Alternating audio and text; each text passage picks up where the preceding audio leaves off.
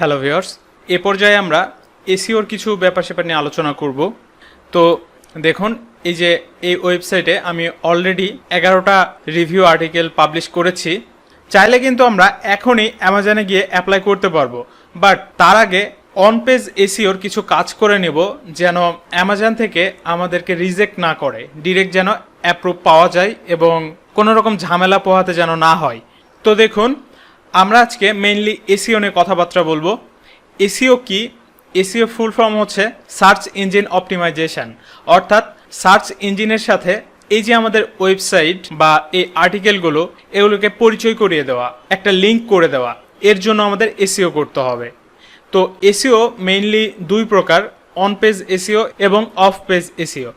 On page এসইওটা মূলত আপনার ওয়েবসাইটের মধ্যে ইন্টারনাল যে কাজগুলো করবেন, যে অপটিমাইজেশন করবেন, ওইটাই মূলত অন পেজ এসইও। আর অফ পেজ এসইও বলতে বোঝায় ওয়েবসাইটের বাইরে অপটিমাইজেশন করা, অর্থাৎ আপনি যখন আপনার ওয়েবসাইটের বা আপনার কোনো আর্টিকেল কোথাও ব্যাকলিঙ্ক করবেন, ওইটাকেই অফ পেজ এসইও হিসেবে ধরা হবে।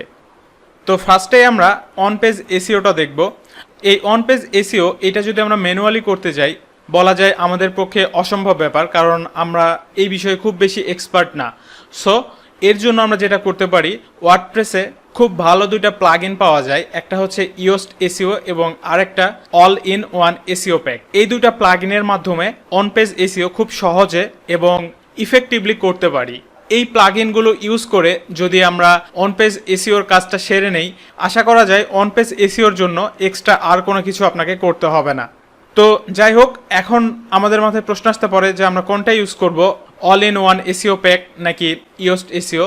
আপনারা চাইলে যে কোনো একটা ইউজ করতে পারেন। তো আমি এখন মেইনলি এই টিউটোরিয়ালে দেখাবো ইয়োস্ট এসইও কিভাবে ইনস্টল করতে হয়। এটা আমরা পরের লেসনে দেখব, ইনস্টল এবং সেট আপ প্রসেসগুলো। তবে এখন আমাদের যেটা করতে হবে সেটা হচ্ছে, ওই যে আমরা যখন ওয়েবসাইট বানিয়েছিলাম তখন একটা অপশন কিন্তু আমরা অফ করে রেখেছিলাম, অর্থাৎ গুগল বা আদার্স যে সার্চ ইঞ্জিনগুলো আছে তারা যেন আমাদের ওয়েবসাইটে এসে ক্রল করতে না পারে, সেজন্য ওই অপশনটাকে বন্ধ করেছিলাম। তো এখন আমাদের যেটা করতে হবে, ওই অপশনটা অন করে দিতে হবে, যেন গুগল বা আদার্স সার্চ ইঞ্জিনগুলো আমাদের ওয়েবসাইটে এসে ক্রল করে। যেহেতু আমরা অলরেডি অনেকগুলো আর্টিকেল পাবলিশ করেছি, সো এখন যদি গুগল আমাদের ওয়েবসাইটে আসে, নো প্রবলেম। এটা যদি আমরা অফ রাখি, অফ রেখে যতই এসইওর কাজ করি না কেন, কোনো কাজে দেবে না। সো সেজন্য আগে এটা অন করে দিতে হবে। তো অন করার জন্য ড্যাশবোর্ডে আসবো আমরা, ড্যাশবোর্ড থেকে সেটিংয়ে যাব, সেটিং থেকে রিডিংয়ে ক্লিক করব। দেখুন, সেটিং থেকে রিডিংয়ে আসলাম, আসার পরে নিচে আসলে এই যে আমরা দেখতে পাচ্ছি সার্চ ইঞ্জিন ভিজিবিলিটি, এটা জাস্ট চেকমার্কটা উঠিয়ে দিব, দেন সেভ চেঞ্জ। হ্যাঁ, কাজ শেষ।